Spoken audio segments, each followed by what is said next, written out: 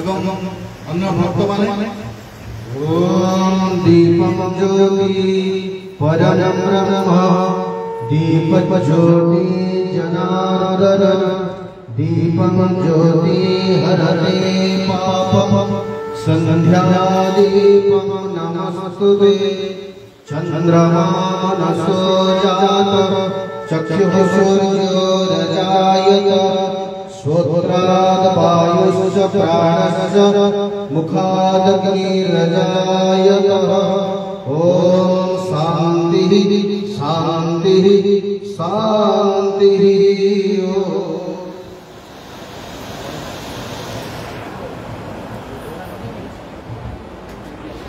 सूर्य स्वागत ज्ञान प्रज्ञा प्रदायिनी भारत जननी आम समस्तंकर माँ तेणु से माँ उद्देश्य आम समस्त जातीय संस्कृत गान एवं जातीय संस्कृत गान कहीं बसबे ना बर्तमान जातीय संस्कृत गान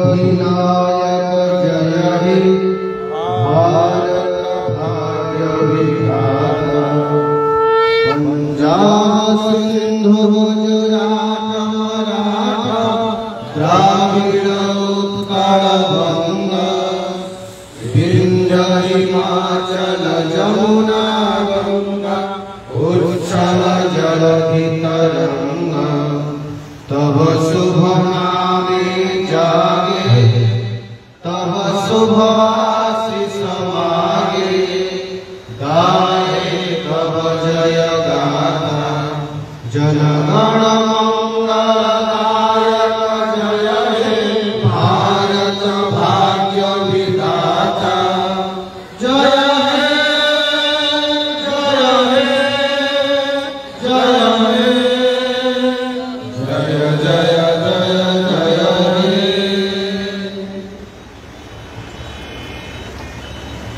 समस्त दल दल निवेदन समस्त वर्तमान सभा प्रार्थना आरंभ हो आप समस्त विरोध रक्षा करेंगे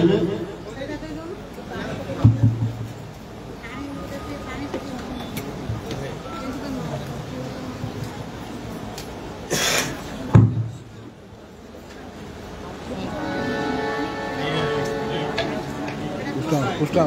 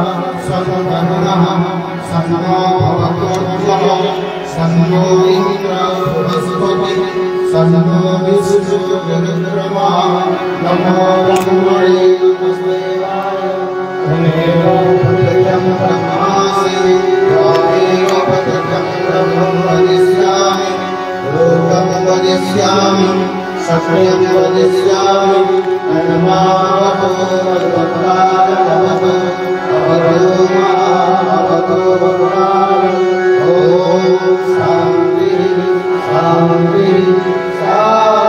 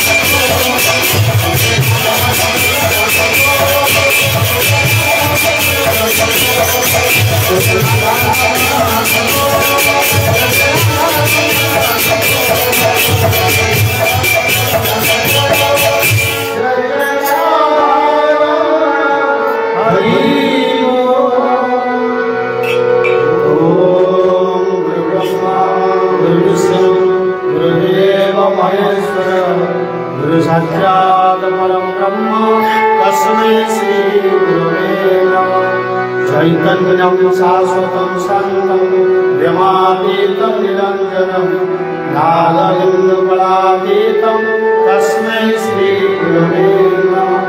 सर्वश्रुतिशिरोरत्नं विराजितपदाम्बुजं वेदान्तं भुजमामर्णनं तस्मै श्रीगुरवे नमः।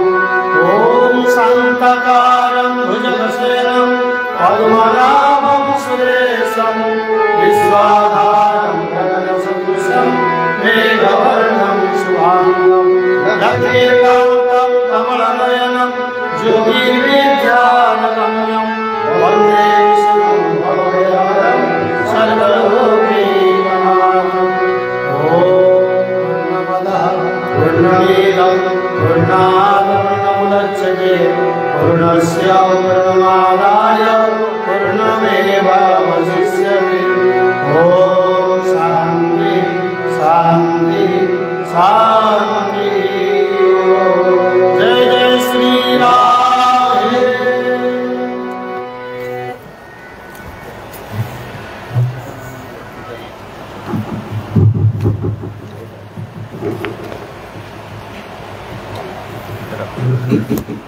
हेलो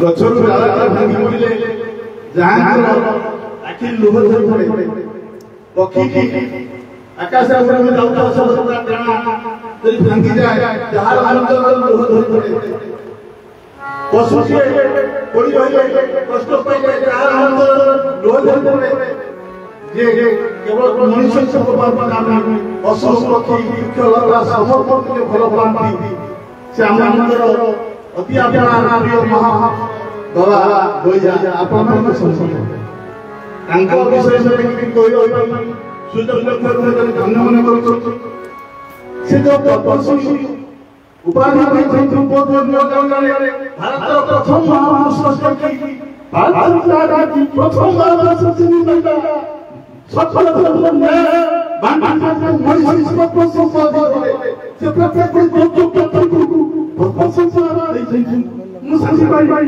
मुझे खुशी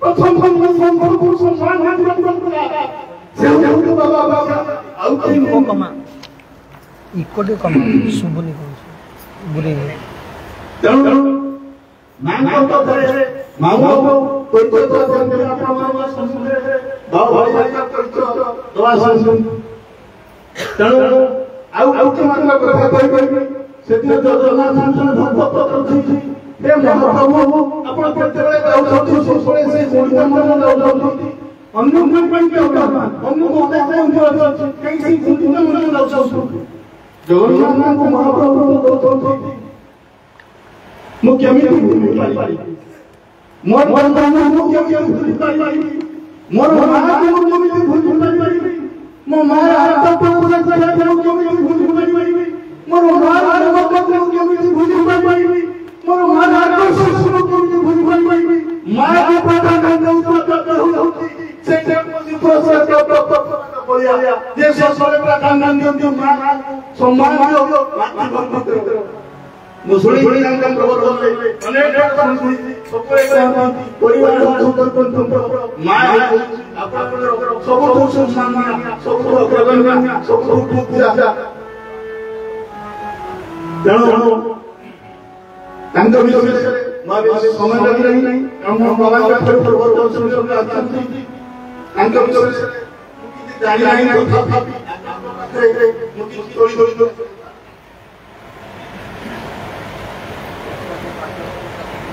विश्व प्रभु परमेश्वर वैचित्रमय जगत मध्य अत्यंत दरिया और गायमान मध्य होई प्रतिभात होता है संसार समाज मनुष्य मन दिव्य मार्ग प्रदर्शन शांति आनंद प्रतिष्ठा पाई जगत नियम परम पुरुष केतेबेले मनुष्य बराह राम कृष्ण आदि अवतार पुरुष हवे ए धरा पृष्ठरे अवतरित होतो केतेबेले शंकर नामक अभिनव बलराम जशोदर अनंत जगन्नाथ आदि गुरु स्वरूप आविर्भाव होतन एई प्रेक्षापटरे आज आपମାନଙ୍କ गहणे जो आध्यात्मिक दिव्य पुरुष संप्रदाय होती से होतो परमहंस श्रीमद बाबा भैया आध्यात्मिक दिव्यता शास्त्रे से होतो विग्रह 1917 मसीहा चैत्र पत्र संस्कृतिरे बसंत स्नान वर्षे पिता सच्चिदानंद वो माता बसंत को कोलबन करी धरावल करे दिव्य शिशु पितानंद शैशवरे बालक प्रकाश करी बालक पितानंद मध्य प्रक्रिया मनसिकता पुष्पकर व्यापारे ब्रह्म विद्या निष्पात्रे सदिनर वित्रानंद आदिर श्रीमद बाबा भैया मात्र 17 वर्ष बयस 1970 मसीहा माघ अग्नि उत्सव ग्रोत्या करी सत्यर तुरा नानक नादन करथिले बालक विचित्रानंद दीक्षा गुरु बलराम दास दीक्षा प्राप्त होइथिले बाबा बलराम दास 1971 मसीहा श्री क्षेत्र पुरुषोत्तम धाम रे महाप्रभु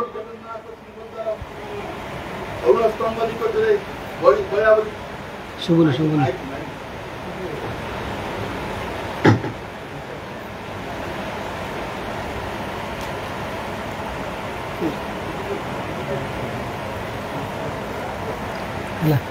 ada ni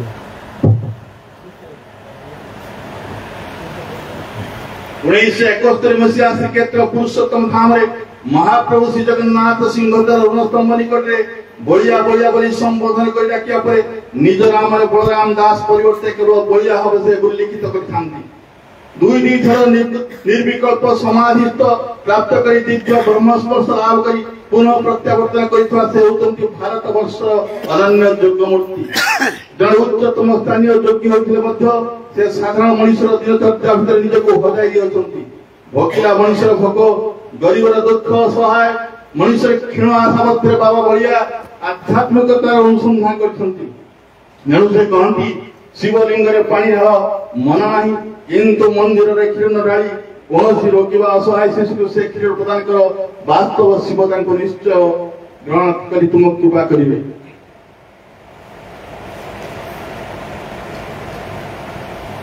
भाषा मृत्यु पर कई वैकुंठ जानती नहीं बंची अवस्था निज परिवार को वैकुंठ कर गढ़ी परिवार ही वास्तव वैकुंठ परिवेश ही कैलाश स्वरूप अंधविश्वास दूर सचेतनशील मनीष भाव बंचा सर्वदा मार्गदर्शन देता जने समाज संस्कार को दिव्य पुरुष भावे से समग्र भारत वर्ष से परिचित विधवा माँ अमंगल प्रतीक आदौ नुहे ए विप्लव से दीर्घ वर्ष धरी करि आछंती प्रतिहरा महाराज सांस्कृतिक आध्यात्मिक धार्मिक क्षेत्र में समान अधिकार सम भागीदार होइबा आवश्यक सुस्थ समाज सुस्थ जीवन सुस्थ गणतंत्र प्रतिष्ठा पाई दीर्घ अर्ध शताब्दी ऊर्ध्व काल धरी से समग्र भारत वर्ष तथा विश्व रे कार्य करुछंती आज आम मान परम सौभाग्य जे आम मान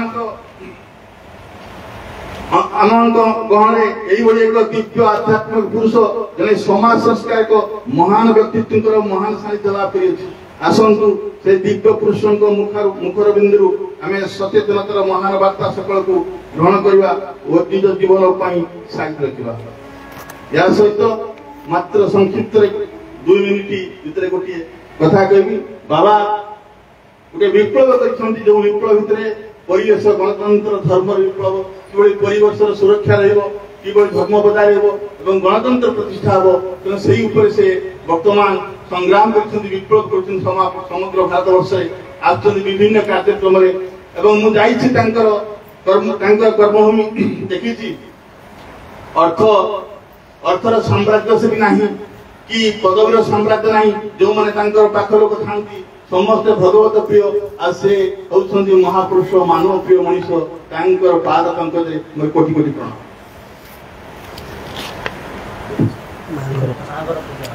ମାତୃପୂଜନ ହାଙ୍କ ପୂଜା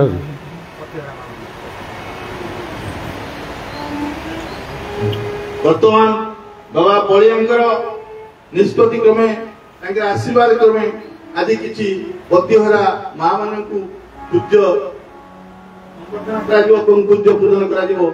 ସେ ଉଦ୍ଦେଶ୍ୟରେ ବର୍ତ୍ତମାନ ମୁଁ ଅନୁରୋଧ କରିବି ସାର୍ଙ୍କୁ ସେ ତାଙ୍କର ନାମ ଏବଂ ଅନ୍ୟାନ୍ୟ ଜିନିଷ ନେଇ ଆସିବେ। बोल बोल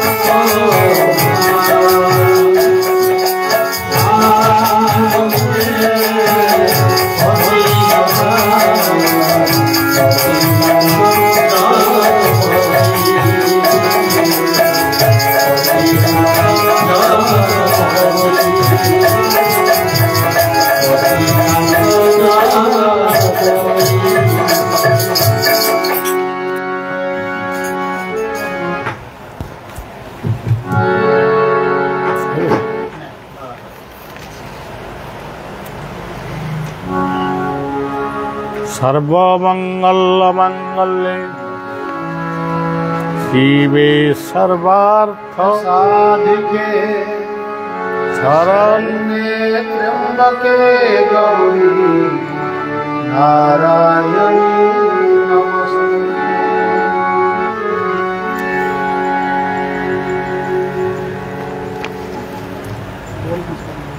हमें समस्ते गोटे डॉक्टर राजेंद्र सेनापति तांक सहधर्मिणी संस्कृता राणी सेनापतिंकर यही बासभवन रे प्रत्येक वर्षर किछि वर्ष धरी यदि सांध्य सत्संग प्रार्थना अनुष्ठित होछि। तेणु ये माटीर किछि सेही भली स्वीकृत रही जेमती नाम कीर्तन प्रार्थना सत्संग आज आमर सबुठारु गोटे बड़ कार्य आम जोटा समग्र भारत वर्ष रे करुचु से होचे मातृपूजन। आमे माँ को माँ बोली सम्मान दबा से तो आमर गोटे पवित्र धर्म पवित्र आचरण कि अनेक समय देखा जाए आमर वेदानुकूल धर्म किंतु देखा जाए पत्नी हरा पिता एवं पतिहरा माता ये दुई जन को टिके आमे अदेखा कर माने आमर गोटे भावना रहे एमान हाथ में काच नहीं सिंदूर नहीं तेणु एमाने अलक्ष्य किंतु पत्नीहरा बापा सी गोटे अल्प संख्यक समाज था कि पतिहरा माँ से समाज में बहु परिमाण देखा जाए। स्वामी टे चलीगला सी दुखरे भांगी पड़ी बेले ताकू ये समाज गोटे एते आकट कटकणा भितरे ताकू रखती जे सी आहुरी जेमती मानसिक स्तर रे निर्यातित हो से ठाकुर मंदिर को वर्षक जाक जीव नहीं पुओ झींकर विवाह बर्तरे ताको सी पुओ बहु बा झील ज्वाई को से देखी पारिबो नाही ताकू से माने भी देखा करी बा दर्शन करी विदाय नेबे नाही। एगुड़ाक मत कहीं लगे एगुड़ाक सब बाजे कथा शुद्ध बाजे कथा सज्जन यही अनेक अंधविश्वास आम समाज रे रही जनकर धरतु बापा चलीगले कि माँ चलीगले सी पुओटी गोटे बापा को हरई माँ को हरई सी जो मानसिक जंत्रणा भोग करे ताकू निर्देश दिज्व जे सी वर्षक जाक कौन सी मंदिर को जीवनी कौन ना से प्रेत मुंडे प्रेत को केमिटी मुंडाती मुझे जापारे से कौन अखाबस्था ना ओडिया ताकू किए मुंडेकरी बुलुची से माने बुझी पारती नहीं जे भागवत गीता सबू जगार कहुई अर्जमा नामटी बोलाई पितृगणक मध्य मुहि अर्जमा नामटी बोलाई तेबे से पितृ लोकरे देवतार स्थान अधिकार करिछि ତାକୁ ଯଦି ସ୍ୱପ୍ନରେ ଆମେ ଦେଖୁ ତାହେଲେ ତାଙ୍କୁ ସେଦିନ ଗୋଟେ ବାରିଆଡ଼େ ଗୋଟେ ପତର ପକେଇ ଟିକେ ଭାତ ଡାଲି ତରକାରୀ ଦଉ। ତେଣୁ ଏଇ ଯେଉଁ ଆମେ ପୋଷା କୁକୁରଟିଏ ପାଳିଛୁ ତାକୁ ଆମେ ଯେଉଁଭଳି ଭାବରେ ସ୍ନେହ କରୁଛୁ ତାଠାରୁ ଅଧିକ ଘୃଣା କରୁଛୁ ଆମ ବାପା ମାଆଙ୍କୁ। ଆମେ ସ୍ୱପ୍ନରେ ଦେଖିଲୁ ବାପା ଖାଇବାକୁ ମାଗୁଛନ୍ତି, ମା ଖାଇବାକୁ ମାଗୁଛନ୍ତି, ସେଦିନ ତୁମେ ତାଙ୍କ ଦର୍ଶନ କରି ତୁମେ ଖୁସି ହେବା କଥା। ତାଙ୍କୁ ନେଇ ବାରିଆଡ଼େ ଗୋଟେ କ'ଣ ଦେଉଛ? ତମ ଘରେ ତ ଫଟୋ ଅଛି, ସେ ଫଟୋ ପାଖରେ ରଖିକିରି ଟିକେ ତାଙ୍କ ନାଁରେ ଫଟୋ ରଖ ନ ରଖ, ତାଙ୍କ ନାଁରେ ସେ ଖାଦ୍ୟ ଟିକେ ଦେଲେ, ଖାଦ୍ୟ ନୈବେଦ୍ୟ କରି ତୁମେ ନିଜେ ଖାଇଲେ କ'ଣ ଅସୁବିଧା ହେଉଛି? ଏଇସବୁ କଥା ଗୁଡ଼ାକ ମୋତେ ଲାଗେ ଯେ କେଉଁ ଗୋଟେ ଆଦିମ ସମୟରୁ ଏଗୁଡ଼ାକ ସବୁ ପ୍ରଚଳିତ ହେଇଛି। ଆଉ 12 ଦିନ ନିଶ୍ଚିତ ଭାବରେ ଆମିଷ ନ ଖାଇଲେ ହେବନି। ଆମିଷ ଖାଅ, କିନ୍ତୁ ଯେ 12 ଦିନ ନିଶ୍ଚିତ ଆମିଷ ହେବ, ଇଏ ଗୋଟେ କି କଥା? ଆମର ଯେଉଁ ଗୁଜୁରାତି ମାରୁଆଳି ଏମାନେ ସବୁ ତାଙ୍କର ବି 12 ଦିନ ହେଉଛି, 14 ଦିନ ହେଉଛି, ତ ଜମା ପିଆଜ ରସୁଣ ବି ଅନେକ ପକାନ୍ତି। ତାହେଲେ କ'ଣ ତାଙ୍କ ପିତୃପିତା ମାନେ ଖାଉନାହାନ୍ତି? ତେବେ ଏଇଭଳିଆ ସବୁ କଥା ମୋତେ ବିଲକୁଲ ଭଲ ଲାଗେ। ମୋର ବୋଉ ବସନ୍ତ ଦେବୀ, ଯେଉଁ ବାବୁ ବର୍ତ୍ତମାନ ମାସରେ କହୁଥିଲେ, ଶ୍ରୀଯୁକ୍ତ ରବୀନ୍ଦ୍ର କୁମାର ନାୟକ, ସାହିତ୍ୟିକ, ନାଟ୍ୟକାର, କବି, କହୁଥିଲେ ମୋର ଯେଉଁ ମାଙ୍କ ବୋଉର ନାଁଟି ସେ ନେଉଥିଲେ ବସନ୍ତ ଦେବୀ। ଯେତେବେଳେ ମୋର ବାପା ସଚିଦାନନ୍ଦ ଚାଲିଗଲେ, ମୁଁ ସଚିଦାନନ୍ଦ କାର୍ତ୍ତିକ ପୂର୍ଣ୍ଣମୀ ଦିନ ସଚିଦାନନ୍ଦ ମୋ ବାପା ଇହଧାମ ପରିତ୍ୟାଗ କଲେ। ମୁଁ ଫେରି ଆସିଲି ପୁରୀରେ, ତାଙ୍କର ଦାହ ହେଲା। ତାଙ୍କର ସାନ ଭାଇ ଶରତ ଚନ୍ଦ୍ର ତାକୁ ମାନେ ପୁରୀ ନେଇଗଲେ, କିନ୍ତୁ ବଳିଆ ଯାଇଥିଲା। ବାପା ଗାଁ ଶ୍ମଶାନରେ ଦାହ ହେବେ, ବୋଲେ କଟକ ଖାନନଗରରେ ଦାହ ହେବେ।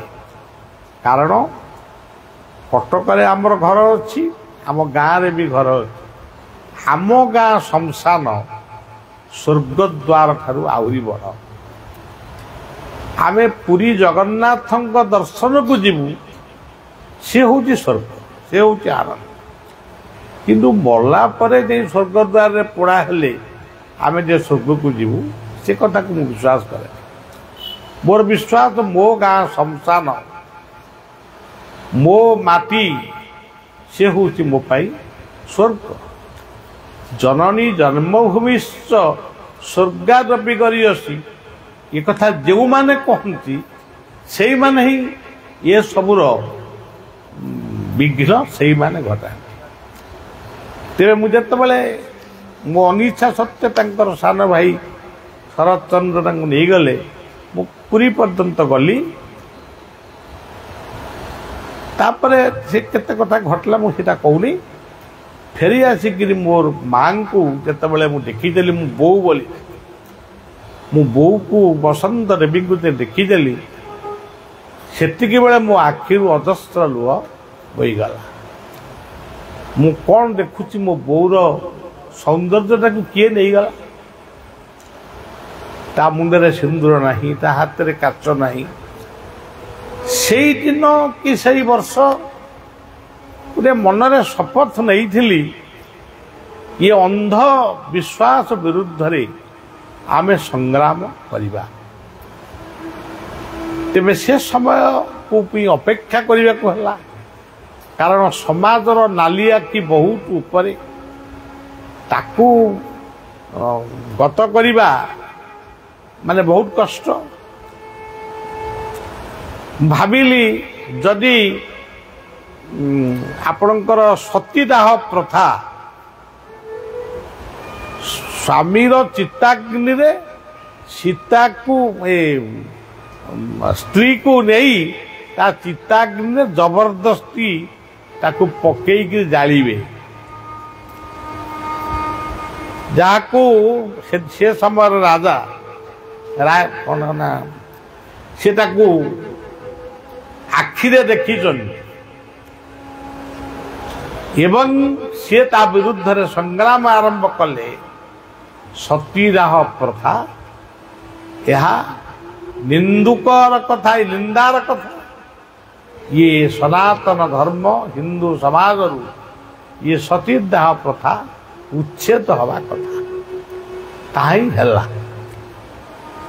ଆମେ ଇତିହାସରେ ପଢ଼ିଥିଲୁ ହଳଦୀ କିଆରୀରେ ନରବଳି ଦିଆଯାଉଥିଲା ହଳଦୀ ବେଶୀ ଫଳିବ ବୋଲି, କିନ୍ତୁ ଆଜି ନରବଳି ଦିଆ ହେଉନି, ହଳଦୀ ତ ଫଳୁଛି। ତେଣୁ ଏହିସବୁ କୁପ୍ରଥା ବିରୁଦ୍ଧରେ ସଂଗ୍ରାମ କରିବା ଏଇଟା ହିଁ ପ୍ରକୃତରେ ସଂସ୍କାର ଭିତ୍ତିକ କଥା। ଏଇଟା ଆମର ସମାଜକୁ ପୁରା ଗୋଟେ ଦୀପ ଯେମିତି ଜଳେ ତାକୁ ଗୋଟେ ଘୋଡ଼ଣୀ ଘୋଡ଼େଇ ଦେଲେ ସେ ଦୀପର ଆଲୋକଟା ଯେମିତି ଆମେ ମାନେ ଗ୍ରହଣ କରିପାରୁନା, ଦେଖିପାରୁନା, ସେମିତି ସମାଜର ଗତିପଥକୁ ଏଇଗୁଡ଼ାକ ଅନ୍ଧବିଶ୍ୱାସ, ସେ ତନ୍ତ୍ର ମନ୍ତ୍ର ଯନ୍ତ୍ର ଗୁଣି ଗାରେଡ଼ି ଏଇଗୁଡ଼ାକ ଆମକୁ ନଷ୍ଟ କରି ସାରୁଛି। ତେଣୁ ଆଜି ଗୋଟେ ପବିତ୍ର ସନ୍ଧ୍ୟା, ମୋର ମାସେ କେତେ ଦିନ ବୋଧେ 1.5 ମାସ ପାଖାପାଖି ହେବ ସମଗ୍ର ବିଭିନ୍ନ ସ୍ଥାନକୁ ବୁଲିକିରି ଆସିଲେ। କେବଳ ପରିବେଶ, ଗଣତନ୍ତ୍ର ଓ ଧର୍ମ ସଚେତନର ବାର୍ତ୍ତା ନେଇ ମୁଁ ଅନେକ ସଭା ସମିତି ଅନେକ କଥା ସାରି ଏଇ ହେଉଛି ଏଇ ଗସ୍ତର ଶେଷ ଗସ୍ତ ବା ଶେଷ କାର୍ଯ୍ୟକ୍ରମ। ଏଇ ସ୍ୱରରୁ ମୁଁ ଜଗନ୍ନାଥଙ୍କ ଦର୍ଶନକୁ ଯିବି, ତାପରେ 20-22 ଦିନ ଆଶ୍ରମରେ ରହିବି, ତାପରେ ପୁଣି ଆଉ ଗୋଟେ କାର୍ଯ୍ୟକ୍ରମ ଆରମ୍ଭ ହେବ ଉତ୍ତରପ୍ରଦେଶ ଇତ୍ୟାଦି ଇତ୍ୟାଦି।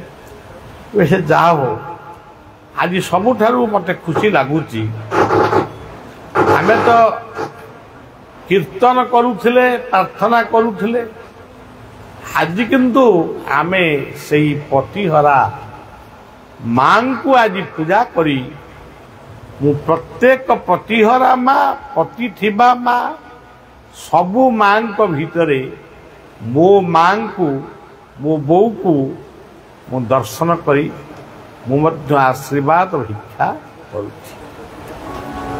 ଆମେ ବଞ୍ଚିଥିବା ଯାକେ ଏଇ ମା ମାଟିର ପୂଜା ଆମ ଦ୍ୱାରା ସେଇ ଜଗତ ନିୟାମକ କରାନ୍ତୁ, ଏଇଟା ହେଉଛି ଆମର ତାଙ୍କ ପାଦରେ ନିବେଦନ।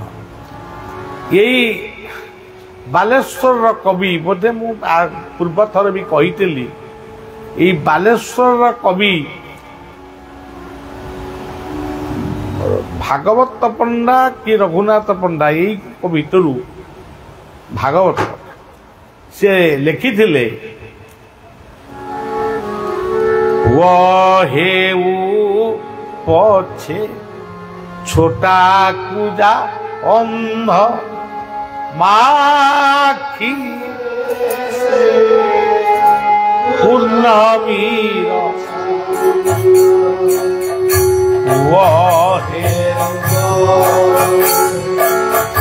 ছোটা কুজা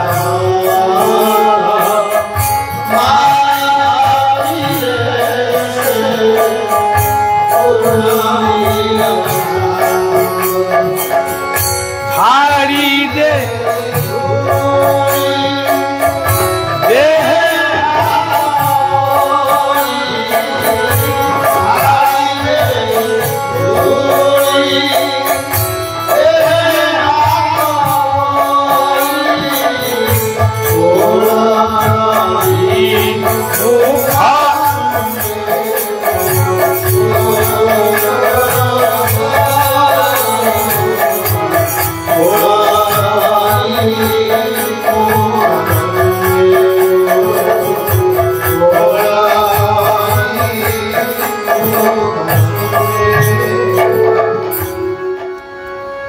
ବଳିଆ ତାର ବାପ ମାଙ୍କର ନାଁ ଆଗରେ ଯେଉଁ ସ୍ୱର୍ଗତ ଚିହ୍ନ ଦିଅନ୍ତି ସେ ସ୍ୱର୍ଗତ ଚିହ୍ନ ମୁଁ ଦିଏନି। ସ୍ୱର୍ଗତ ବାପା ମା ବୋଲି କହେନି, କାରଣ ମୁଁ ଯେପର୍ଯ୍ୟନ୍ତ ବଞ୍ଚିଛି ମୋ ମା ବାପା ଭଲ ହୁଅନ୍ତୁ ଖରାପ ହୁଅନ୍ତୁ, ପାଠ ପଢ଼ିଥାନ୍ତୁ ନ ପଢ଼ିଥାନ୍ତୁ, ଯାହା ହେଇଥାନ୍ତୁ, ଇଏ ଦେହଟା ତାଙ୍କର, ଇଏ ସମ୍ପତ୍ତିଟା ତାଙ୍କର ସତ୍ତ୍ୱ। ତେଣୁ ମୁଁ ଯଦି କହିବି ମୋ ବାପା ମରିଗଲେ ମୋ ମା ମରିଗଲେ ତାହେଲେ ମୁଁ ତ ବଞ୍ଚିଛି ନା, ତେଣୁ ବାପା ମା କେମିତି ମରିଯିବେ? ମୁଁ ମରିଗଲା ପରେ ଯାଇକି ମୋ ବାପା ମା ମରିଲେ କି ବଞ୍ଚିଲେ ସେ ଅଲଗା କଥା। ତେଣୁ ଇଏ ହେଉଛି ଗୋଟେ ସଂସ୍କାର ଭିତ୍ତିକ କଥା। ଆକୁ ଅନେକ ଲୋକ ଗ୍ରହଣ କରିପାରିବେନି। ହଠାତ୍ ଆମର ଏଇ ଓଡ଼ିଶାରେ ଜଣେ ମା ଅଛନ୍ତି ଋତୁପର୍ଣ୍ଣା, ସେ ତାଙ୍କର ସ୍ୱାମୀ ଚାଲି ଯାଇଛନ୍ତି, ସେ 8 ଦିନ ନାଇଁ 12 ଦିନ ସେ ପାଳିଥିଲେ କାଚ ସିନ୍ଦୁର। ତାପରେ ସେ କାଚ ନାଇଛନ୍ତି, ସିନ୍ଦୁର ନାଇଛନ୍ତି, ଶାଢ଼ୀ ପିନ୍ଧୁଛନ୍ତି, ବୁଲୁଛନ୍ତି। ଏବେ ବି ଆମେ ଯେଉଁଠିକି ଡାକିଲେ ସେ ବି ଆସୁଛନ୍ତି। ଜଣେ ବାଗ୍ମୀ ମା, ସେ ବିଭିନ୍ନ କାର୍ଯ୍ୟରେ ନିଶା ନିବାରଣ ଇତ୍ୟାଦିରେ ସେ କାର୍ଯ୍ୟ କରୁଛନ୍ତି। ତାଙ୍କୁ ଯିଏ ପଚାରେ କାହିଁ ମୁଁ ତ କାଚ ସିନ୍ଦୁର ନାଉଛି, କାହିଁ ମୋର ତ କିଛି ଖରାପ ହଉନି? ଏମିତିକି ଆମ ଆଶ୍ରମ ସଭାରେ କେତେଜଣ ପତିଗରା ମାଙ୍କୁ ଡାକି ନିଜ ହାତରୁ ଶଙ୍ଖା ଖୋଲି ସେ ପିନ୍ଧେଇ ଦେଇଥିଲେ ଯେ ପିନ୍ଧ, ସମାଜରେ ତମେ ବିପ୍ଳବ କରି ଶିଖ। ଯେଉଁମାନେ ପିନ୍ଧିଛନ୍ତି କାହିଁ ସେମାନେ ତ ତାଙ୍କର କିଛି କ୍ଷତି ହଉନି। ତେଣୁ ସଜ୍ଜନ ମା ସବୁବେଳେ ମା। ଏଇ ଯୋଉ ମା ବୋଲି ଗୋଟେ ଶବ୍ଦ ଆପଣ କହୁଛନ୍ତି, ମ ଯୁକ୍ତ ଆ। ଆମେ ଯେତେବେଳେ ପାଠ ପଢୁଥିଲୁ, ଆମ ଜୀବନ ପାଠ ସବୁ ଆରମ୍ଭ ହେଇଛି ଇଂରାଜୀ ମିଡିୟମରୁ ନୁହେଁ, ଚାଟଶାଳୀରୁ ମୋ ପାଠ ଆରମ୍ଭ ହେଇଥିଲା। ମୋର ଶିକ୍ଷାଗୁରୁ ମଧୁସୂଦନ କର ମୋ ହାତ ଧରି 3ଟି ଶୂନ ଶିଖେଇଥିଲେ, ବ୍ରହ୍ମା ବିଷ୍ଣୁ ମହେଶ୍ୱର। ତାପରେ ଲେଖେଇ ଦେଇଥିଲେ ମା। ସେଦିନ ଆମେ ମା କାହାକୁ କହନ୍ତି, ବୋଉ କାହାକୁ କହନ୍ତି, ଆମେ କିଛି ଜାଣିନଥିଲୁ। ମାତୃଭୂମି ଭାରତ ବନ୍ଦେ ଉତ୍କଳ ଜନନୀ, ଏଇ ବାଲେଶ୍ୱର ମାଟିର ସଙ୍ଗୀତ, ବନ୍ଦେ ଉତ୍କଳ ଜନନୀ। ତେଣୁ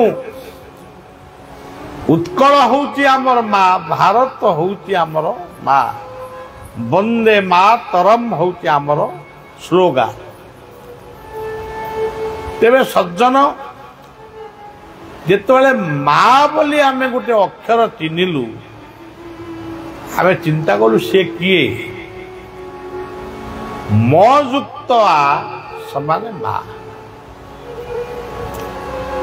ଆମେ ଏଠି ଯେତେ ବସିଛେ ସମସ୍ତଙ୍କର ମସ୍ତିଷ୍କ ଅଛି। ଏଠି ମଥା ନଥିବା, ମୁଣ୍ଡ ନଥିବା ମଣିଷ ଏଠି କେହି ନାହାନ୍ତି। ତାପରେ ପାହାଡ଼ ପର୍ବତ ବୃକ୍ଷ ତରୁ ତୃଣ ଲତା ପଶୁ ପକ୍ଷୀ, ଆପଣ ମନେ ପକାନ୍ତୁ, ମୁଣ୍ଡଟା କାହାର ନାହିଁ। ପର୍ବତ ଶିଖରଟା ହେଉଛି ପର୍ବତର ମୁଣ୍ଡ, ଗଛର ଉପରଟା ହେଉଛି ସେ ମଧ୍ୟ ତାର ମା, ଗଛର ମୂଳଟା ବି ତାର ମା। ତେଣୁ ଗୀତାରେ କହିଛନ୍ତି ଊର୍ଦ୍ଧ୍ୱମୂଳଂ ମଦସା। ତେବେ ଯେଉଁଠି ମସ୍ତିଷ୍କ ରହିଛି ବା ମଥା ରହିଛି ବା ମୁଣ୍ଡ ରହିଛି, ସେ ହେଉଛି ମ। ଆ କହିଲେ ଏମିତି ଗୋଟିଏ ସ୍ଥାନ କୋଉଠି ନାହିଁ, ଇଏ ପୃଥିବୀରେ ବି ନାହିଁ, ଯେଉଁଠି ଆଦିତ୍ୟ ନାମହଂ ବିଷ୍ଣୁ ଜ୍ୟୋତି ସାଙ୍ଗ୍ର ବିରଂସବା ଯେଉଁଠି ସୂର୍ଯ୍ୟଙ୍କର ସ୍ଥାନ ନାହିଁ। ହେଇପାରେ ଏଠି ଆମର ରାତି, ଆଉ କୋଉଠି ଦିନ ହେଇପାରେ, କିନ୍ତୁ ସୂର୍ଯ୍ୟ ନିଶ୍ଚୟ ରହିବ। ଏବଂ ଆ କହିଲେ ଆତ୍ମୀୟ ସୋଜନ, ଆ କହିଲେ ଆତ୍ମା। ଧରାଯାଉ ଆମେ ଆତ୍ମାକୁ ବିଶ୍ୱାସ କରିବୁ, ତେବେ ସେ ଯୋଉ ଧର୍ମର ମଣିଷ ହଉ ତାର ପରିବାର ନିଶ୍ଚୟ ଅଛି, ଆତ୍ମୀୟ ସୋଜନ। ଯେଉଁଠି ଆତ୍ମୀୟତା ଅଛି ବା ନିଜର ଭଳି ଭଲ ପାଇବାଟା ଅଛି, ସେଇ ହେଉଛି ଆତ୍ମୀୟ ସୋଜନର ପରିବାର। ତେଣୁ ମା କହିଲେ ମସ୍ତିଷ୍କ ବା ମସ୍ତିଷ୍କ ଭିତରେ କ'ଣ ଥାଏ? ବୁଦ୍ଧି, ବିବେକ, ଜ୍ଞାନ। ଇଏ ତିନିଟା ଜିନିଷକୁ ଛାଡ଼ିଦେଲେ ସେ ଯଦି ମଣିଷଟି ଥିବ ସେ ପାଗଳ ହେଇକିରି ନଙ୍ଗଳା ମୁଙ୍ଗଳା ହେଇକି ରାସ୍ତାରେ ବୁଲୁଥିବ, ନହେଲେ ମୁର୍ଦ୍ଦା ରହିଥିବ। ସେଥିପାଇଁ ଭାଗବତରେ କୁହାଗଲେ ବୁଦ୍ଧି ବିବେକ ଜ୍ଞାନ ବଳେ ଭରଣ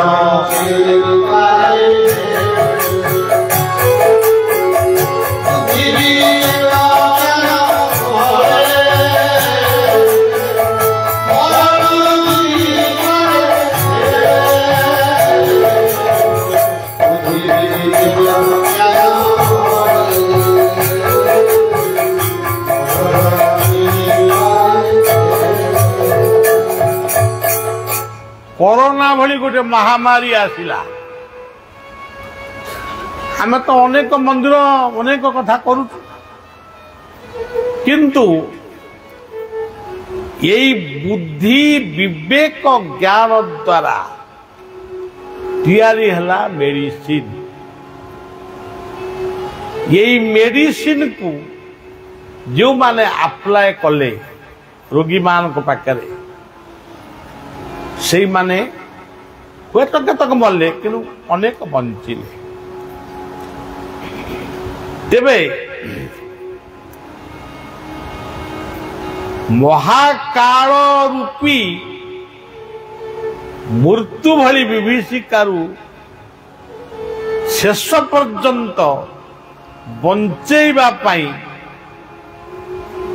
ରକ୍ଷା କରିବା ପାଇଁ ଯେଉଁମାନେ ଆପ୍ରାଣେ ଚେଷ୍ଟା କରନ୍ତି, ସେମାନେ ହେଉଛନ୍ତି ଡକ୍ଟର। ମହାକାଳୀ ହେଉଛନ୍ତି ଚିକିତ୍ସାଳୟ, ଡକ୍ଟର ମାନେ ହେଉଛନ୍ତି ତାର ସେବକ। ତେଣୁ ସଜ୍ଜନ, ବୁଦ୍ଧି ବିବେକ ଜ୍ଞାନ ପାଇଁ ଆଜି ଏଠି ଚାଲିଛି ଶିଶୁ ଚିକିତ୍ସା, କୋଉଠି ଚାଲିଛି ଗାଇନିଂ ଚିକିତ୍ସା, କୋଉଠି ଚାଲିଛି ଅର୍ଥୋପେଡିକ, କୋଉଠି କ'ଣ ମେଡିସିନ। ତାର ମୂଳଟା କୋଉଠି? ତା ମୂଳଟା ଏଇ ମୁଣ୍ଡରୁ ବାହାରିଛି। ବୁଦ୍ଧି ବିବେକ ଓ ଜ୍ଞାନ, ଇଏ ତିନୋଟି ଜିନିଷ ଯେତେବେଳେ ଆମ ପାଖରେ କମ ହେଇଯାଏ, ସେତେବେଳେ ଆମର ମଣିଷ ପଣିଆ ନଷ୍ଟ ହେଇଯାଏ। ଆମ ଓଡ଼ିଆ ସଂସ୍କୃତିରେ ଆମେ ମା କହୁ, ପୁଣି ବୋଉ ବି କହୁ। ଯେ ବୋଉଟି କ'ଣ? ବ ଓକାର ଉ। ବୋ କହିଲେ ଓଂ ମିତ୍ୟେକାକ୍ଷରଂ ବ୍ରହ୍ମ। ବରେ ଓକାର, ଓକାର ହଉଛନ୍ତି ଓଙ୍କାର ବ୍ରହ୍ମ, ବ ହଉଛନ୍ତି ବ୍ରହ୍ମ। ଏବଂ ସେଇ ବଟା ପାଇଁ ଆମେ ଗୋଟାଏ ଜୀବ ହେଇକି ଜନ୍ମ ହେଲୁ। ବରେ ବାୟୁ, ସେ ବାୟୁଟା ନିଶ୍ୱାସ ରୂପରେ ପ୍ରବାହିତ ହେଲା। ବ କହିଲେ ସମୁଦ୍ର, ବରୁଣ, ସେଇ ସମୁଦ୍ରର ଜଳ ପାନୀୟ ଜଳ ହେଇ ଆମ ପାଖକୁ ଆସିଲା।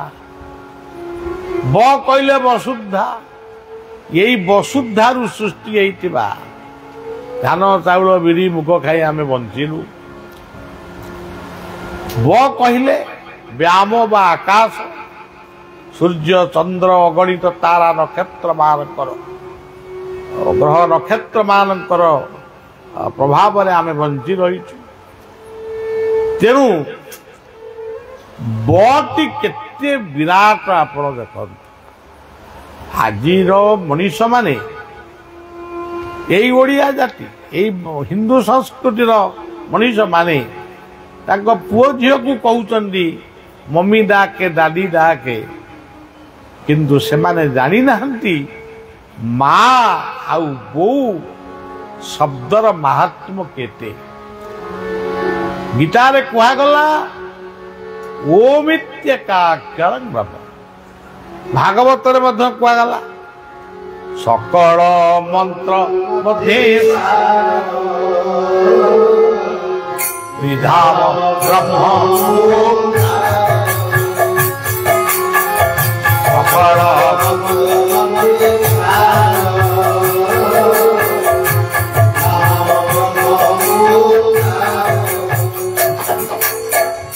ଧରନ୍ତୁ ଜଣେ ସୈନିକ ସେ ସୀମାନ୍ତରେ ଜଗିଛି, ଯୁଦ୍ଧକୁ ଯାଉଛି।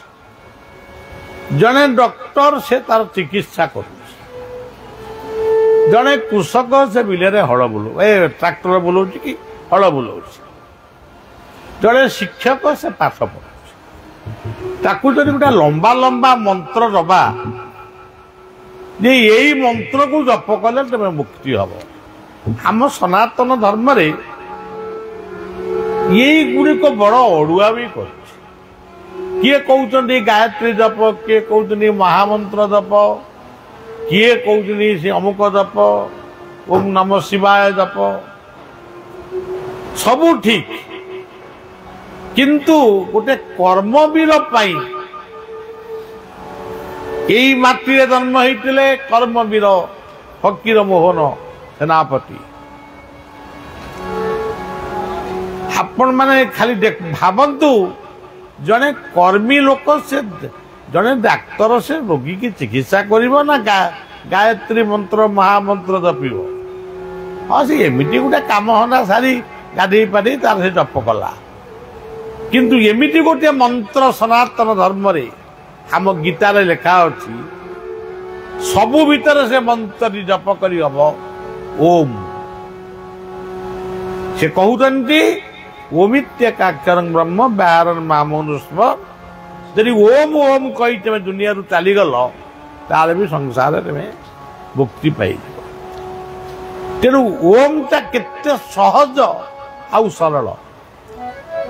ଆପଣ ଗୁରୁ ମନ୍ତ୍ର ବି ଜପ କରିବାକୁ ସମୟ ନଥିବ, କିନ୍ତୁ ଓମ୍ ଓମ୍ କହି ଆପଣ ସବୁକୁ, ସେ ରୋଗୀ ହୁଅନ୍ତୁ, ଯୁଦ୍ଧ ହୁଅନ୍ତୁ, ଡାକ୍ତରଖାନା ହଉ ବା ମେଡିକାଲ ହଉ ବା ସୈନ୍ୟ ବିଭାଗ ସୈନ୍ୟ ଛାଉଣୀ ହଉ ବା କୃଷି କ୍ଷେତ୍ର ହଉ କି ଶିକ୍ଷା କ୍ଷେତ୍ର ହଉ, କେବଳ ଓମ୍ଟାକୁ ଆପଣ ସବୁ ସମୟରେ ଉଚ୍ଚାରଣ କରିପାରିବେ। ତେଣୁ ଇଏ ହେଉଛି ବୋଉ।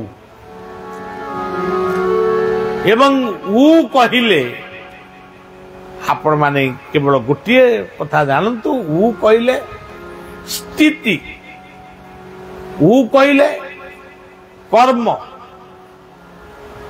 ଉ କହିଲେ ବଞ୍ଚିବାର କଳା। ଆମର ରବି ଶଙ୍କର କହୁଛନ୍ତି ଆକ୍ଟ ଅଫ୍ ଲିଭିଂ। ସେ କ'ଣ? ସେଟା ହେଉଛି ଉ। ତେଣୁ ଉ ହେଉଛି ଆମର କର୍ମ। ତେଣୁ ସଜ୍ଜନ ଇଏ ଉଟିକୁ ନେଇ ଏ ଦୁନିଆରେ ସବୁ କିଛି ଚାଲିଛି।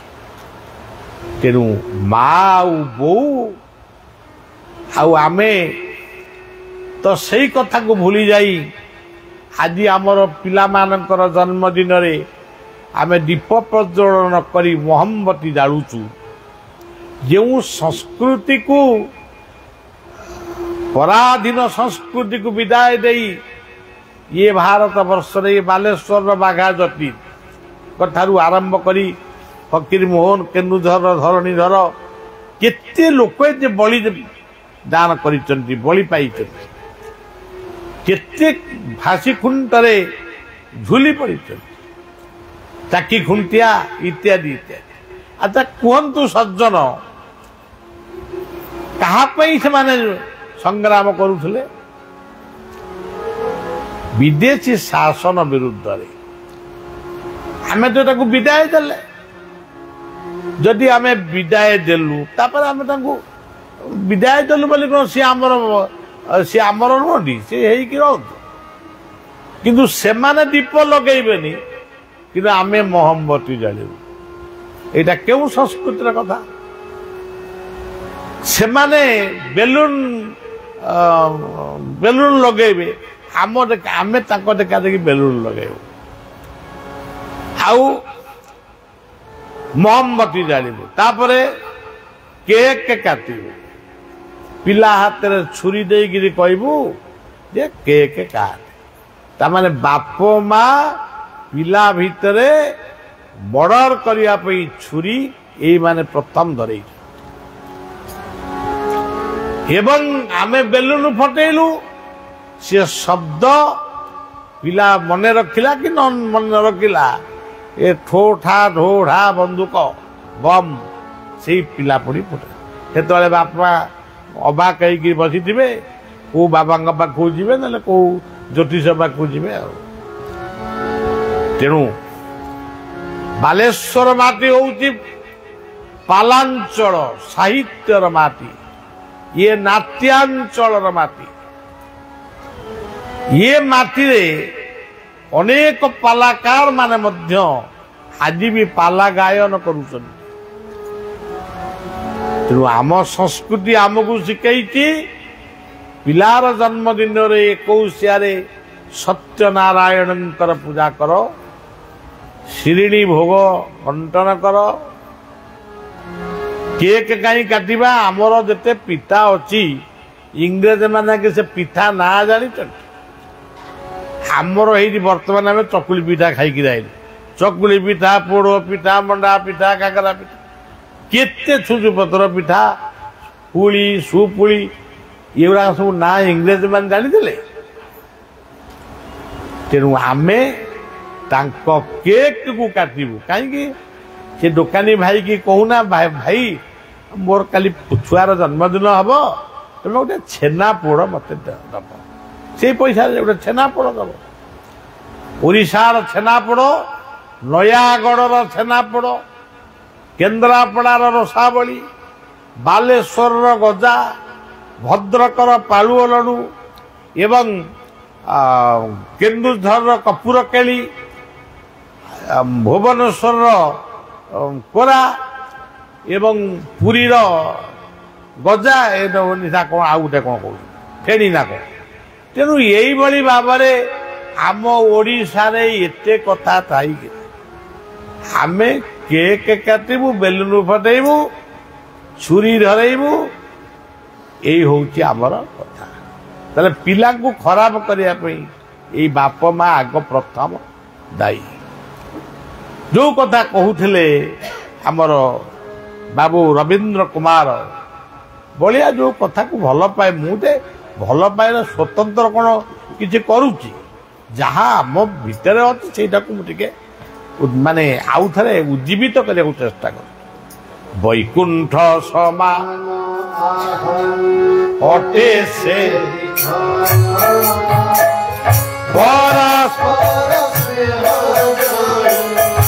ଆଏନି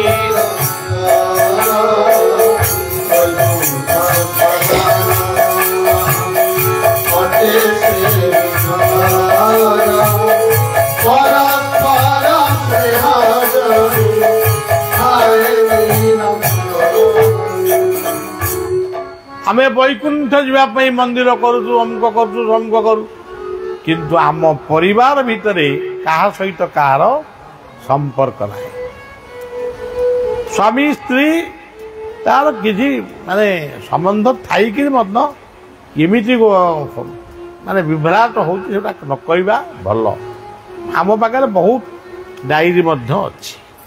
तेरे जा हो आज 3 दिनिया यही महान कार्यक्रम प्रथम दिन आम माँ को पूजा करिचु ये बहुत बड़ कथा आमर गोटे माँ ये तो गला आम जन्मदात्री माँ आउ गोटे माँ सब रास्ता बुलूं से होती माने गोमाता आमे क्षीर खाइबू दही खाइबू छेना खाइबू घी खाइबू घर परिचार होम करूँ किंतु गाई रहा गोटे गुहाल आम आज करूना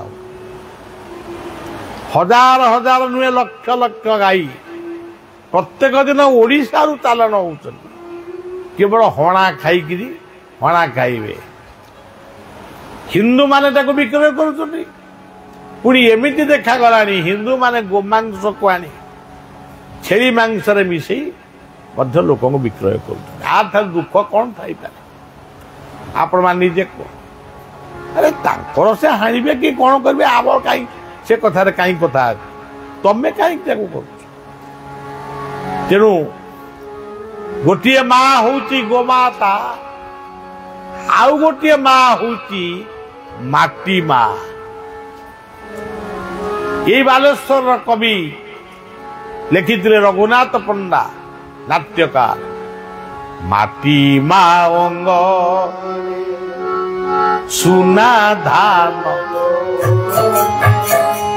जड़े मणि हीरा माटी माँ सुना धान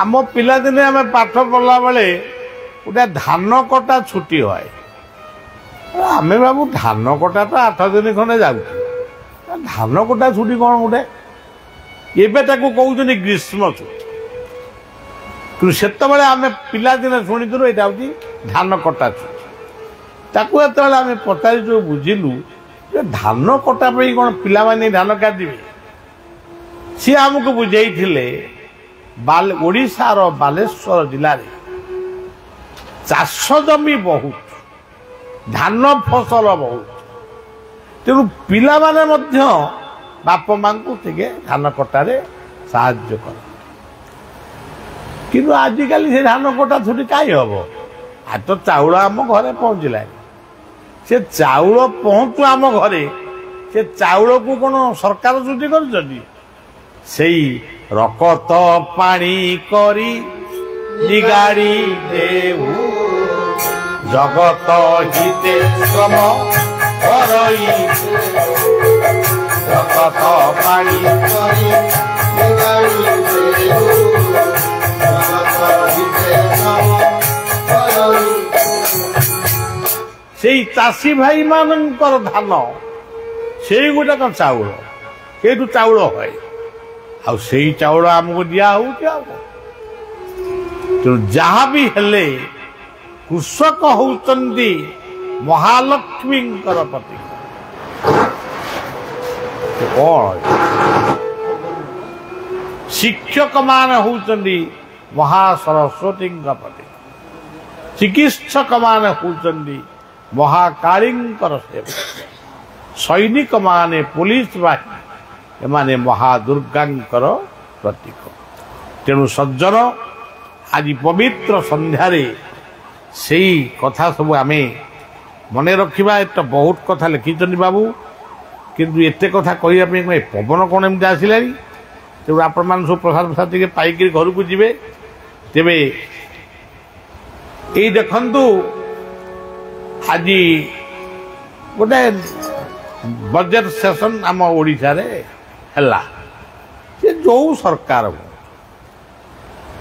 गवर्नर कहले जय जगन्नाथ मु टीवी रे देखुथि से जय जगन्नाथ कहले ये आमर जी निर्वाचित प्रतिनिधि माने बोले बीजेपी रो एमान कहले जय अच्छा କଂଗ୍ରେସର ଜଣେ ବରିଷ୍ଠ ନେତା ମୁଁ କାହା ନାଁ କହୁନି ସେ କହିଲେ କାହିଁକି ତୁମେ ଶ୍ରୀରାମ କହିଲ ଜୟ ଜଗନ୍ନାଥ କାହିଁ କହିଲନି ଏ ଜୟ ଜଗନ୍ନାଥ ଗଭର୍ଣ୍ଣର କହିଲେ ଆଚ୍ଛା ରାମ କିଏ ଜଗନ୍ନାଥ କିଏ ଜଗନ୍ନାଥଙ୍କୁ ରାମକୁ ନେଇ ତୁମେ ରାଜନୀତି ଭିତରେ ପୁରେଇଲଣି କାହିଁକି ତୁମେ କିଛି ନ କହି ଜୟ ଭାରତ ବୋଲି କହୁନା ये कथा मु कहू नहीं एणु गले सबू आम एसेम्बली जिते विरोधी दल शासक दल गवर्नर पर्यंत गोटे पत्र लिखि छाड़ी आपण मैंने जय भारत कहूना जय उत्कल कहूना आदि जय जगन्नाथ कहला आउ जड़े जय राम श्रीराम कहला ताले कौन राम जी जगन्नाथ अच्छी तुम्हें जो देशर प्रतिनिधि से देशर स्वाधीनता पाई जी संग्राम करी गुली खाई जीवन करते कौन कही ईश्वर अल्लाह तेरो ना सबको हे भगवान जय रघुपति भव राजा पति रघुपति राघव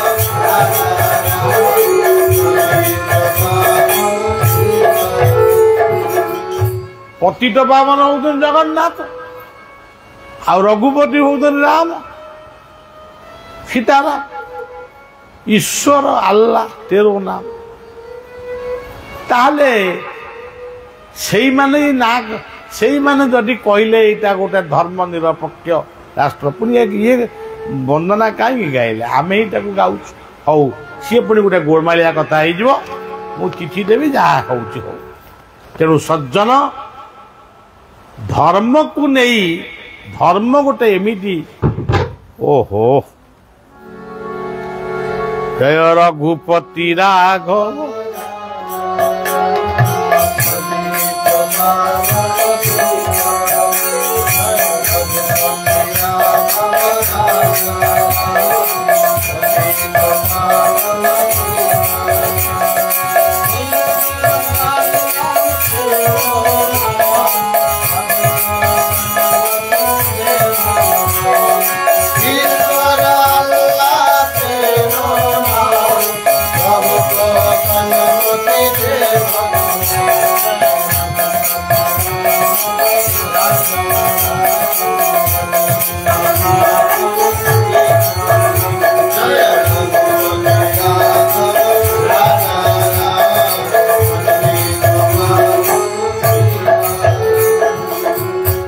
सज्जन ये हूँ धर्म प्रकृतर धर्म क्या कह जाए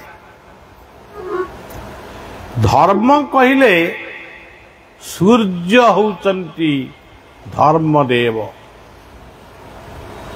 तांको बिना ये पृथ्वी रही पारिब नहीं तेणु आपण माने प्रत्येक दिन सूर्य को नमस्कार करंतु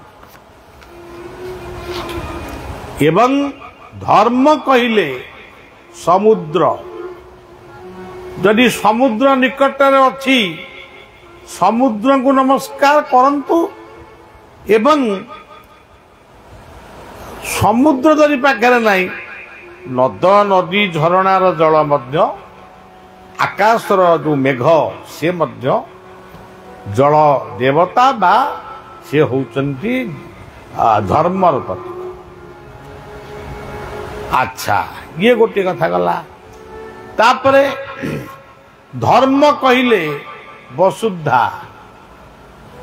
जदि ये माटी जदि नहीं जंगल जदि नहीं प्राकृतिक जंगल नहीं कि वृक्षरोपण आम करूने वृक्ष काटुचे ताले सृष्टि रहिब तो आज जेते उत्ताप बढ़ुची कहा पे गछ कटा होउची किंतु गछ सेतिकी लागुने आम कवि मान लिखिथिले नदी बनगिरी भीमकांत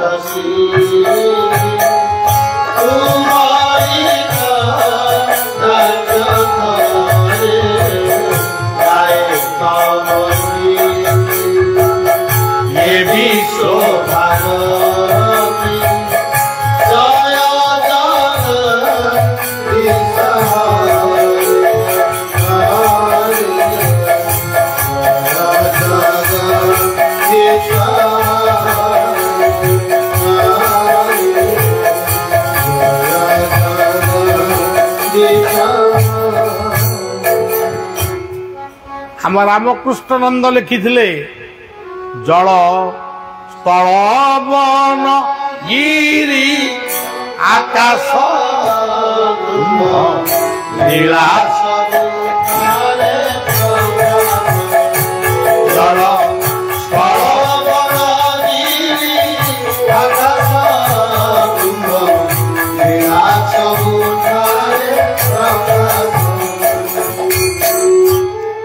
এই শিক্ষাবিদ অবিভক্ত বালেশ্বর যে যেতিকি বাবু মানে আপন মানে বসিଛନ୍ତି আপন মানে নিজে চিন্তা করন্তু 10টা কি 20টা মন্দির গড়িবা ঠিক না গোটিଏ পাহাড় পর্বত প্রাকৃতিক জঙ্গলটিଏ রক্ষা করিবা সেইটা ঠিক কোউটা ঠিক प्राकृतिक जंगल आमको औषध दब प्राकृतिक जंगल आमको झरणा दब प्राकृतिक जंगल आमको फल दब छाया दब काठ दब अम्लजान दब आपण जते मंदिर कले गोटाए मंदिर रहिले हबनी हजार मंदिर काहे करा हो आरे मंदिर गढ़ी उठुची जीवन मंदिर सेठी पत्थर तैयारी मंदिर रे फल मूल आमर जमी कौन यहाँ गुड़ बलदेव पाखे कदली भोग हो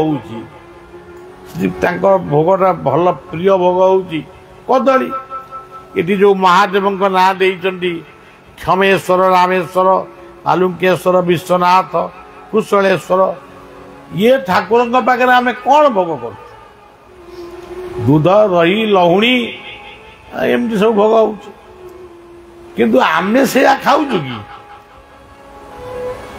सेठी क्षीर आम ढालुचु किंतु आम भीतर जो यही कंठ चक्र जो जन्म ठारू मृत्यु पर्यंत जो शिवलिंगटी अच्छी सी शिवलिंग पर आम क्षीर दौचु क्षीर दौचु ये अल्प कई भी जमा दौना किंतु मद्य जोर दौचु शिव मंदिर में झुणा धूप जलैलु यदि माँ मंगला ठाकुराणी अच्छा मंगलमयी ये आम झुणा धूप देलु किंतु आज आम भीतर जो नाभि चक्र ये नाभि चक्र सहित मार मार संपर्क मातृगर्भ रे ये नाभि चक्र सहित थाए ताहले एठी कौन आम दौचु चरस बाउल सुगा गंजेई ताहले शिक्षाविद माने आपण माने समस्त भावंतु प्राकृतिक जंगल रक्षा करेंगे धरतु आपण मैंने अनेक एवं आ पचारू ना आगुरी पचारूले आपन तो आध्यात्मिकवादी लोक आपण ये सब परिवेश सुरक्षा गणतंत्र सुरक्षा ये सब कथा कहीं कर बोले से शास्त्र मत शिखे तरंतु वृंदावन वृंदावन कहले कौन जंगल अच्छा चित्रकूट दंडकारण्य पंचवटी आज कहीं तेणु सज्जन राम जदि वर्तमान आसिकी पंचवटी की खोजे से खाली बिल्डिंग देखिए आपण जातु उत्तर प्रदेश वृंदावन कोटी कोटी टंकार मंदिर किंतु गछ कोटी କିନ୍ତୁ ଆମେ ପଢୁଛୁ ସେଠି ଯୋଉ ବାବାଜୀ ମାନେ ବୁଲୁଛନ୍ତି ସିଏ ବୋଲୁଛନ୍ତି ବୃନ୍ଦାବନ ରମ୍ୟ ଦିବ୍ୟର ଚିନ୍ତା ମନେ ଆରେ ପଢୁଛ ତମେ ସେ କାଇଁ ବୃନ୍ଦାବନ କାଇଁ କହୁଛୁ ଆମେ ବୋଲୁଛୁ ବଂଶୀ ବିଭୂଷିତ କରା ହଉ ପୀତାମ୍ବରା କୃଷ୍ଣ ବଂଶୀ ବଜଉଥିଲେ ଠିକ ଅଛି ଭଲ କଥା ଯେ ବର୍ତ୍ତମାନ ସେ ବଂଶୀଟା କୋଉଥିରେ ତିଆରି ହେଇଥିଲା ବାଉଁଶରେ ବାଉଁଶ ଗଛ କାହିଁ ତେଣୁ ସଜ୍ଜନ ଆମେ କେବଳ ଧର୍ମ ନାମରେ ବ୍ୟଭିଚାର ସୃଷ୍ଟି କରିଯାଉ ଯଦି ବି ଆମର ଧର୍ମ ଆମେ କହୁଛୁ ସନାତନ ଧର୍ମ ତା ଭିତରେ ଅନେକ ମତବାଦ ଆଜି ପୁରି ରହିଛି କେହି କାହାରି କି ବିଶ୍ୱାସ କରୁନାହାନ୍ତି କି ଭଲ ପାଉନାହାନ୍ତି ଧର୍ମ ଏକ ପୋତ ଗଢ଼ି କରିବାକୁ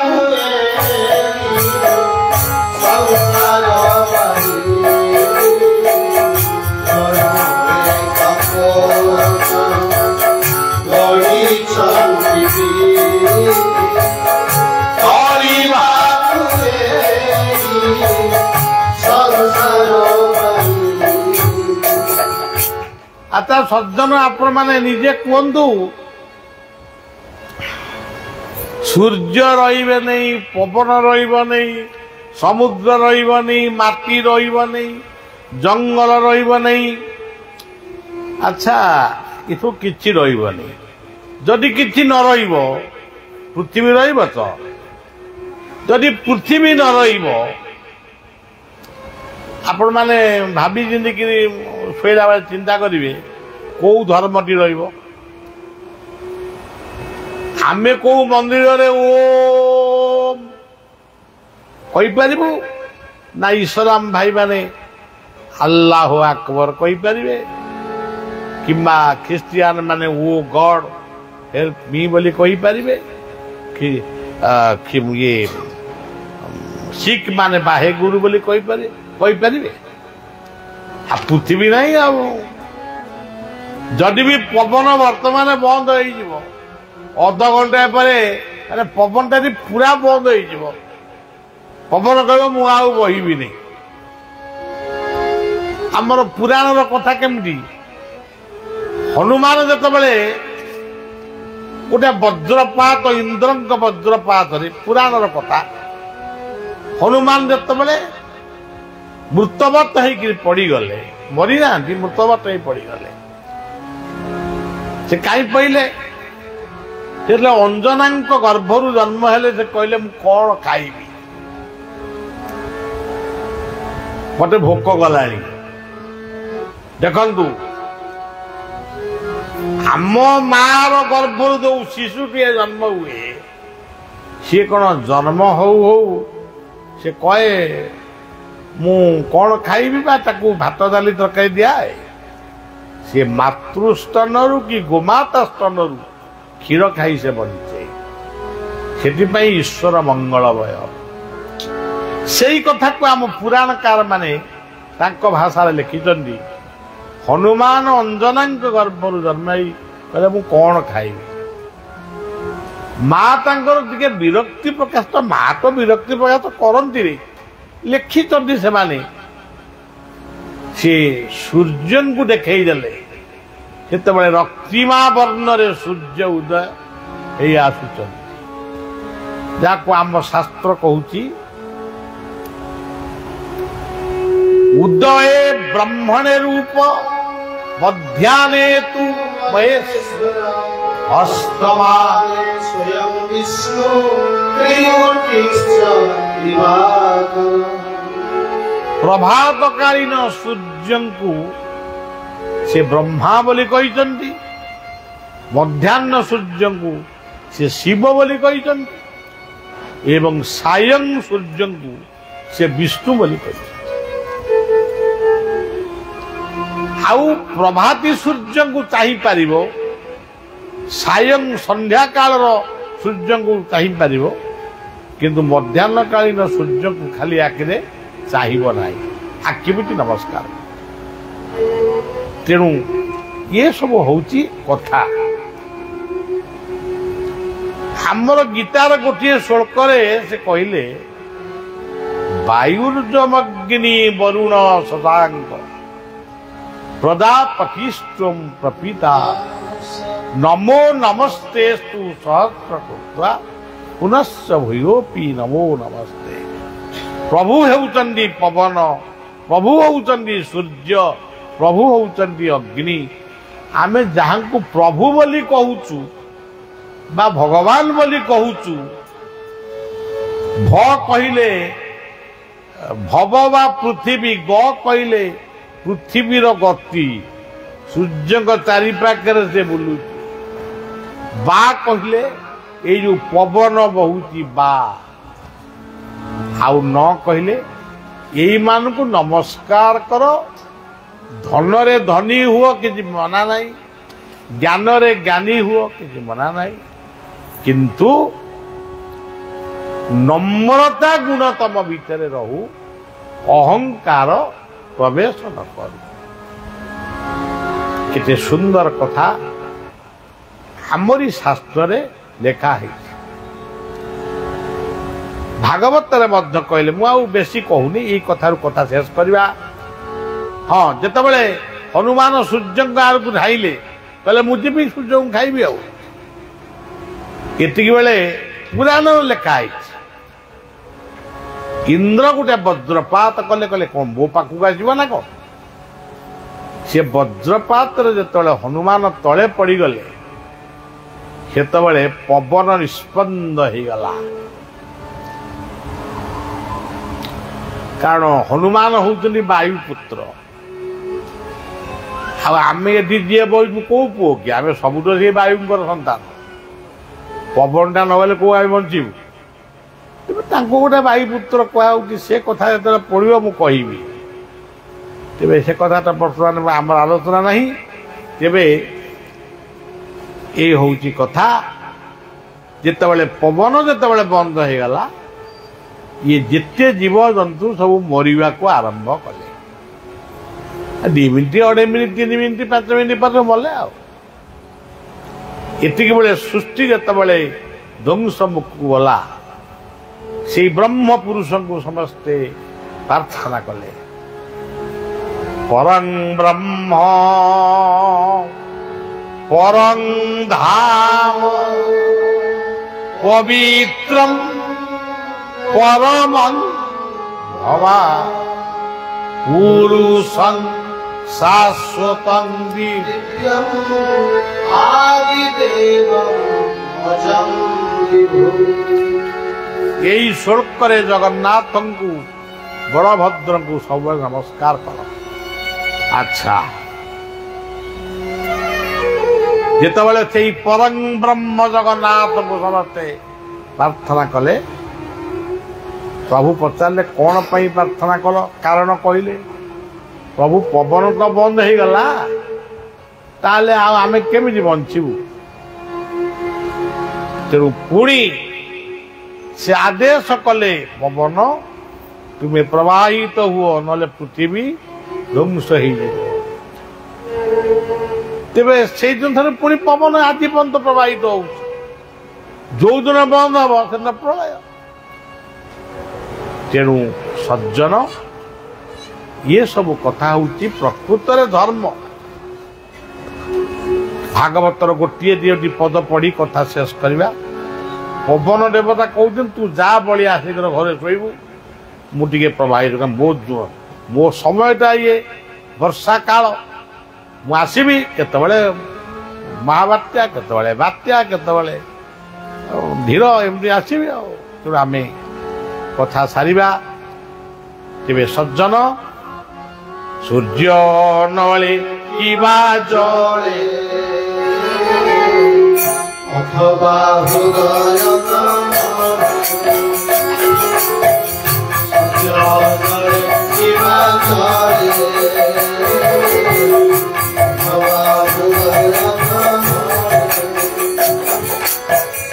ଯେବେ ନ ପାରେ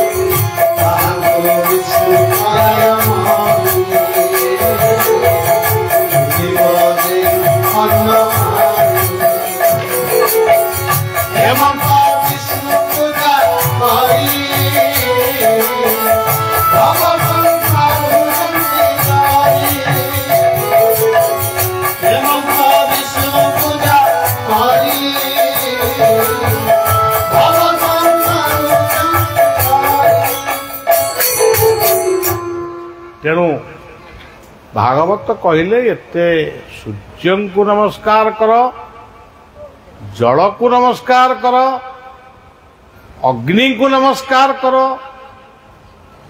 ହୃଦୟକୁ ଚିନ୍ତନ କର, ଅତିଥିଙ୍କର ସେବା କର। ଏଠି ଆପଣମାନେ ଆଜି ଅତିଥି, ମୁଁ ମଧ୍ୟ ଜଣେ ଅତିଥି। ଅତିଥିଙ୍କର ସତ୍କାର ପାଇଁ ଯେମିତି ଏଠି ପ୍ରସାଦ ପାଣି ଖାଦ୍ୟ ବ୍ୟବସ୍ଥା କରାଯାଇଛି, ସେଇଭଳି ଭାବରେ ଜଣେ ମୋ ମତରେ ଦୁଷ୍ଟ ଦରିଦ୍ର ଅବହେଳିତ ମଣିଷକୁ ସେବା କର। ଇଏ ହେଉଛି ସବୁଠାରୁ ଶ୍ରେଷ୍ଠ ଅତିଥି ସେବା। ତେଣୁ ଏଠି ଅତିଥି ସତ୍କାର କରି କେମିତି କର୍ଣ୍ଣ ସେ ମୁକ୍ତି ପାଇଛନ୍ତି ବା ଆଜି କର୍ଣ୍ଣଙ୍କର ନାଁ ଭାରତବର୍ଷର ଇତିହାସରେ ରହିଛି, ସେ ବିଷୟ ମୁଁ କାଲିକି କହିବାକୁ ଚେଷ୍ଟା କରିବି। କିନ୍ତୁ ଏଠି ଯେଉଁ ଅତିଥିମାନେ ଏଇ ମର୍ତ୍ତ୍ୟମଣ୍ଡଳକୁ ଆସି ବିଷ୍ଣୁ ପ୍ରତିମ ମହାପୁରୁଷମାନେ ଜନ୍ମ ହେଇଥିଲେ, ଏବେ ବି ଜନ୍ମ ହେଉଛନ୍ତି। କବିବର ରାଧାନାଥ ରାୟ ତାଙ୍କ ଚିଲିକା କାବ୍ୟ ଦରବାର କାବ୍ୟ ଆପଣ ପଢ଼ନ୍ତୁ। ଇଂରେଜ ସରକାର ବିରୁଦ୍ଧରେ ସେ କିଭଳି ଲେଖିଥିଲେ ଏବଂ ଫକୀର ମୋହନ ସେନାପତିଙ୍କର 6 ମାଣେ 8 ଗୁଣ୍ଠୁ, ତାର ଅର୍ଥ ଆଜି ବି ମୋ ପାଖରେ ବହୁତ ହେଇ ରହିଛି। ନନ୍ଦକିଶୋର ଦାସ ପ୍ରଥମ ବାଚସ୍ପତି, ନୀଳାମ୍ବର ଦାସ ପ୍ରଥମ ବିଧାୟକ ସ୍ୱର, ଯଦୁନାଥ ଦାସ ମହାପାତ୍ର ପୂର୍ବତନ ଶିକ୍ଷାମନ୍ତ୍ରୀ। ଏ ଯଦୁନାଥ ମହାପାତ୍ରଙ୍କ ଦାସ ମହାପାତ୍ରଙ୍କ ହଁ ମୋର ସମ୍ପର୍କ ଅତି ଘନିଷ୍ଠ ଥିଲା। ତାଙ୍କ ଲେଖାରେ ଆମର ସଂସ୍କୃତ ଟୋଲଟି ପାଇଥିଲା। ଏମିତି ବହୁତ କଥା। ତେବେ ଆହୁରି ମଧ୍ୟ ଅନେକ କବି, ଅନେକ ଐତିହାସିକ, ଅନେକ ସାହିତ୍ୟିକ ଏ ବାଲେଶ୍ୱର ମାଟିରେ ଜନ୍ମଗ୍ରହଣ କରିଛନ୍ତି। ଏବେ ବି ଅଛନ୍ତି, ଆଗକୁ ବି ହେବେ। ଓଡ଼ିଶାର ଗୋଟେ ଶିକ୍ଷାବିତ୍ ଜିଲ୍ଲା ବା ସହର କହିଲେ ଅବିଭକ୍ତ ବାଲେଶ୍ୱର। ଆଜି 2 ଭାଗ ହେଇଯାଇଛି, ସେଗୁଡ଼ା ଅଲଗା କଥା। ସେ ଭଦ୍ରକ, ସେ ବାଲେଶ୍ୱର, ସ୍ୱର, ଏମିତି ସବୁ ଏସବୁ କଥାରେ କିଛି ନାହିଁ। ଆମେ ସମସ୍ତେ ସେଇ ଗୋଟିଏ ଓଡ଼ିଶାର ଉତ୍କଳୀୟ ପରମ୍ପରାର ମଣିଷ। ତେଣୁ ସଜ୍ଜନ କଥାଟି ଏଇଠି ରଖିବା। ମୁଁ ମାସେ 1.5 ମାସ କେତେ ଦିନ ହେଲାଣି ରେ ଆଙ୍କ ପାଖରେ ବି ହିସାବ ନାହିଁ। ତେଣୁ ଇଏ 1.5 ମାସ ଖଣ୍ଡ ହେବ ମୁଁ ଏମିତି ବୁଲୁଛି। ସବୁଦିନେ କାର୍ଯ୍ୟକ୍ରମ, ମୋର କଣ୍ଠରେ ଆଉ ସ୍ୱାଦୁ ନାହିଁ, କିମ୍ବା ମୋତେ ଆଉ ମୁଁ ବସିକିରି କ'ଣ କହିବି କି କ'ଣ କରିବି, ସେଥିପାଇଁ ମୋତେ ବିଶ୍ରାମ ଦରକାର ହେଉଛି। ତେଣୁ ଏଇ ମୋର ଶେଷ କାର୍ଯ୍ୟକ୍ରମରେ ସାରି ମୁଁ ଟିକେ ପୁରୀ ପଳେଇବି, ବିଶ୍ରାମ ନେବି। ତେବେ ସଜ୍ଜନ, ପୁଣି ଆମେ ଆସନ୍ତାକାଲି ସନ୍ଧ୍ୟାରେ ଆମେ ଏଇଠି ପୁଣି ବି ଏକତ୍ର ହେବା। ଯାହା ଆମର ଗୋଟେ ଇଚ୍ଛା ହେବ କହିବା, ଆଉ ପ୍ରାର୍ଥନା ଟିକେ କରିବା, ଆଉ ମାତୃ ପୂଜନଟି ଆଜି ହେଲା। ସେଇଭଳି କାଲିକି କ'ଣ ରଖିଛନ୍ତି ମୁଁ ଜାଣିନି। ତେବେ ସଜ୍ଜନ, ସମସ୍ତଙ୍କର ମଙ୍ଗଳ ହେଉ, ସମସ୍ତେ ଭଲରେ ରୁହନ୍ତୁ। କୀର୍ତ୍ତନ ଟିକେ କରିବା। ଇଏ ମଞ୍ଚରେ କେହି ନାଚିବନି, ଚାଲିଲା ବେଳକୁ ମୁଁ ହଲୁଛି। ତାମାନେ ମୋତେ କ'ଣ ପକେଇବ ନା କ'ଣ? ତେଣୁ ବସିକିରି ଆଜି କୀର୍ତ୍ତନ କର, କାଲି ସବୁ ସେ ତଳେ ଠିଆ ହେଇକିରି ବରଂ ନାଚିବ। ତେଣୁ ସଜ୍ଜନ ଜୟ ଜୟ ରାଧା ରମଣ हरि बोल जय जय राधा रमण हरि बोल जय जय राधा रमण हरि बोल जय जय राधा रमण हरि बोल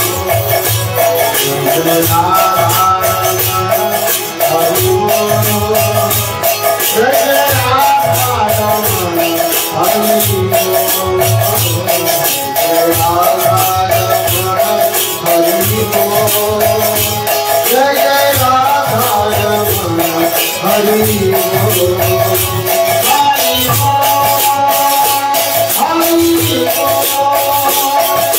बोल हरि